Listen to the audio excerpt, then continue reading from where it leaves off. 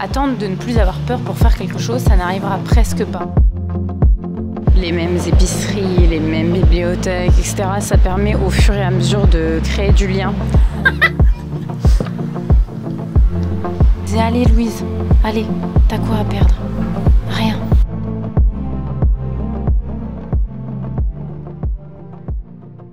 Et sparcher tout le monde, j'espère que vous allez bien. Je suis contente de vous retrouver aujourd'hui dans une nouvelle vidéo un peu particulière. Je me suis dit que ça serait sympa en fait de partager avec vous une semaine de mon installation à Tanger, dans un lieu où je ne connais personne, où j'avais pas de travail, pas de connaissances, rien, et où je redémarre du coup de zéro.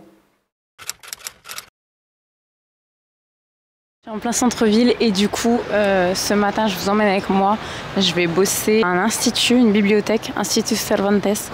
Je vais tout le temps travailler là-bas. J'essaye de toujours aller dans les mêmes lieux, les mêmes épiceries, les mêmes bibliothèques, etc. Ça permet au fur et à mesure de créer du lien avec les gens que je vois. D'ailleurs, pour la petite anecdote, quand je suis arrivée ici la première fois, j'ai parlé en espagnol. Normalement, je sais parler espagnol.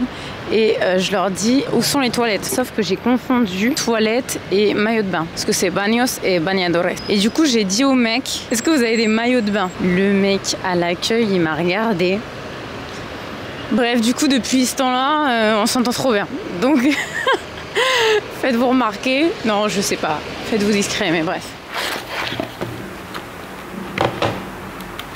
Vraiment, regardez, sur plein de sites. Parce que ça, par exemple, c'est gratuit. Donc, c'est trop bien. On peut venir ici travailler. Il y a la Wi-Fi. C'est un lieu trop bien, trop calme. J'ai regardé un peu partout sur Internet, des forums, etc. En plus, moi, j'adore les livres.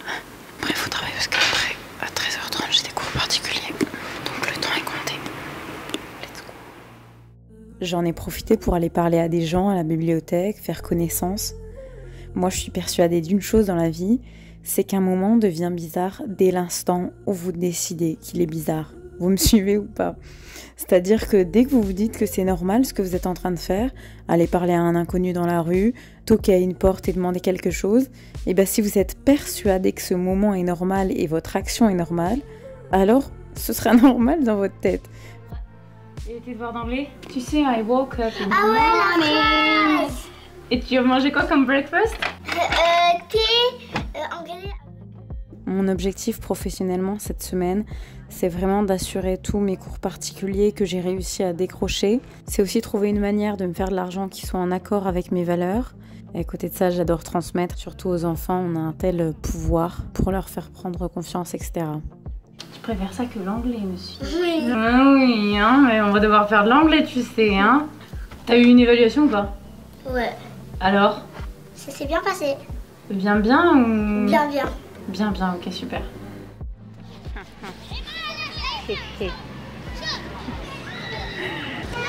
Quelle journée, les amis. Ça se célèbre avec un peu de chiquilente. C'est un genre de flan de pois chiches et il n'y en a pas tout le temps, du coup, tout le monde se rue dessus. Trop bon. Du coup, en fait, je sais pas pourquoi, mais j'ai rencontré tellement de gens ici. Et le bruit, rouilla. Non, on dirait ici. Du coup, j'ai rencontré tellement de gens ici, je sais pas si ma posture était plus ouverte, si je me suis dit c'est la semaine, je sais pas, de la vidéo où je veux changer des choses, etc. Mais j'ai rencontré 4 personnes, échangé les contacts, super bien échangé et tout, enfin, des trucs spontanés, quoi. Et aussi, je voulais vous dire que où que vous alliez vous installer, vraiment apprenez la langue. Moi, le darija, ça fait 1 an que je m'y suis mise. Et là, par exemple, ça change tout dans toutes mes interactions, etc.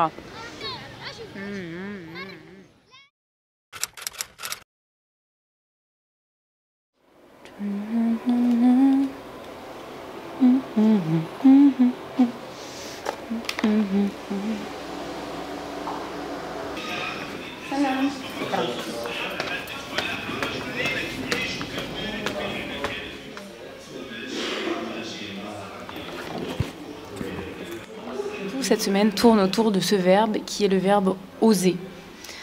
Oser, oser, oser. Oser parler aux gens dans la rue, oser se filmer, oser s'installer autre part, oser croire en le futur, oser, oser, oser. Et en fait, à travers ces images aussi, je veux vous montrer qu'on est tous presque logés à la même enseigne, le commun des mortels. On a tous un peu peur, on a tous un peu honte. Et moi, la première. Ouais, là vous me voyez, je suis en train de filmer dans un café. S'il y a quelqu'un qui monte et qui me parle, je pense que la honte va un peu s'emparer de moi. Donc vraiment, c'est ce sur quoi je voulais insister, c'est que peu importe les images que vous voyez, tout le monde a peur. Mais le but de la vie, c'est d'essayer de le faire avec la peur. En fait, attendre de ne plus avoir peur pour faire quelque chose, ça n'arrivera presque pas. Donc moi, souvent, je me challenge. Allez Louise, allez, t'as quoi à perdre? Rien. J'ai trop d'exemples. Quand j'étais salariée, parfois on me disait Louise, demain tu vas faire un discours devant 70 personnes. Oh, alors encore plus récemment, j'étais à Tinrere avec des amis, dont un qui a une association pour les non-voyants. Et cet après-midi-là, en l'occurrence, c'était une journée avec toutes les personnes de l'État pour exposer leurs projets, etc. Il y avait plein de monde. 30 minutes avant, ils me disent Louise, tu peux faire un discours pour dire ce que tu penses de l'assaut devant tout le monde, et puis si tu peux le faire en tashilhit.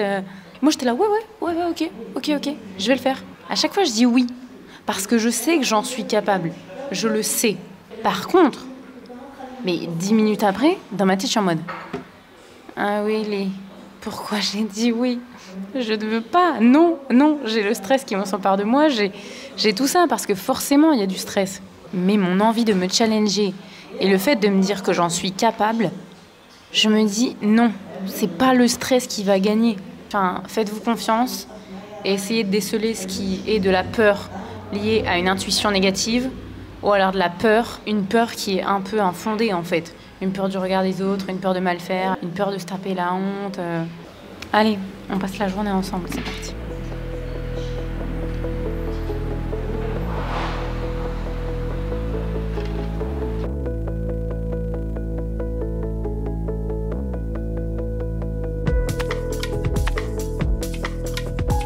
Je me suis dit, c'est peut-être quelqu'un qui est comme ça.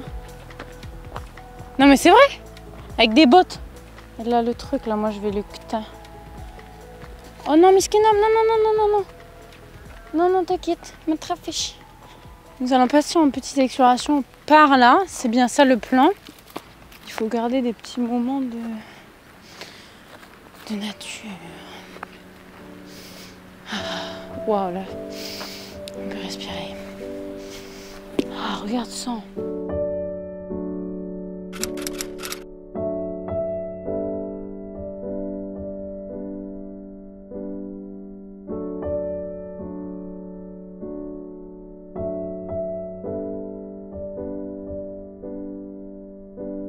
Pour ceux qui ne le savent pas, en fait, moi, ma vie pro, c'est... Il n'y a pas de cadre.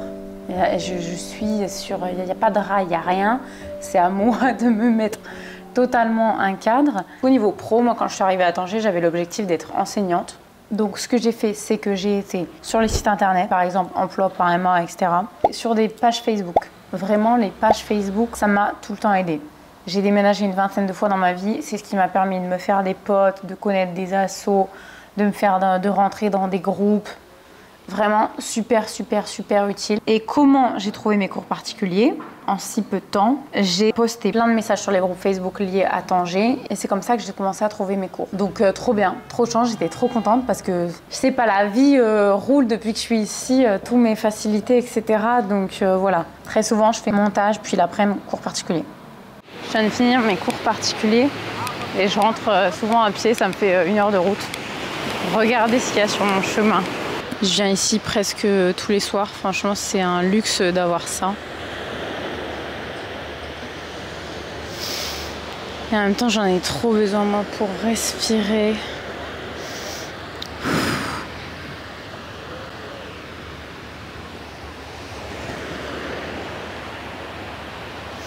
Ouais, pour me poser.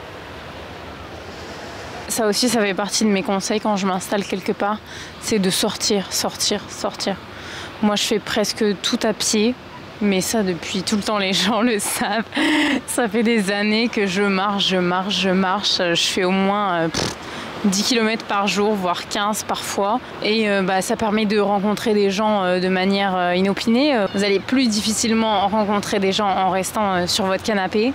Et ça permet aussi de découvrir la ville d'un point de vue qu'on n'aurait pas si on est dans les transports. Vous pouvez tomber sur un petit café que vous n'auriez pas vu au détour d'une rue, que vous prenez par hasard à pied, ou alors une association que vous ne connaissiez pas.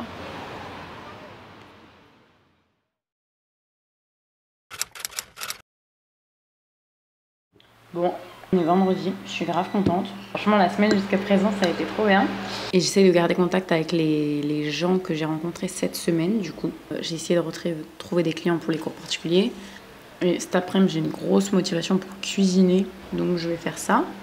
Donc je vais partir acheter mes trucs. Et ce que je vous disais la dernière fois, c'est que pour moi, ce qui est vraiment important, c'est d'aller vraiment chez les mêmes commerçants. Parce qu'en fait, mine de rien, vous savez, le tissu social, c'est le tissu social des amis, mais il y a aussi le tissu social des gens qui sont autour de vous, qui ne sont pas forcément votre famille, qui ne sont pas forcément des amis, mais pour autant, ils gravitent autour de vous. Et moi, je trouve vraiment que ces personnes-là, elles sont vraiment importantes, d'autant plus quand on déménage et qu'on part dans un endroit où on ne connaît plus personne, et ben, c'est les personnes qui vont interagir avec nous, qui vont nous faire un petit bonjour. Enfin, toutes ces personnes-là, moi, je trouve qu'elles ont un grand pouvoir de, voilà, refaire une journée, un sourire, etc. Donc pour moi, c'est super important de prendre soin, de me créer justement ce cercle social un peu étendu avec des commerçants, des personnes dans les bibliothèques, etc.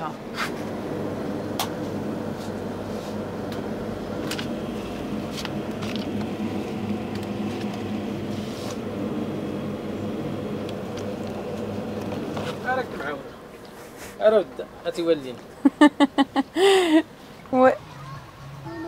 ماشي انت ولكن ديما عندي مشكلة